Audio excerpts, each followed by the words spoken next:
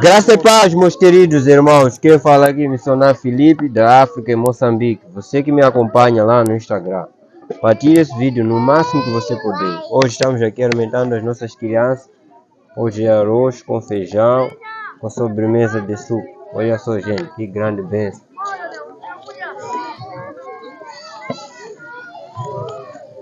Você me seguir já está me ajudando. Compartilhar já está ajudando. Ative o seu favorito. Olha, são bastante crianças. Estamos a alimentar a mais de 300 crianças diariamente através das vossas doações. Deus abençoe.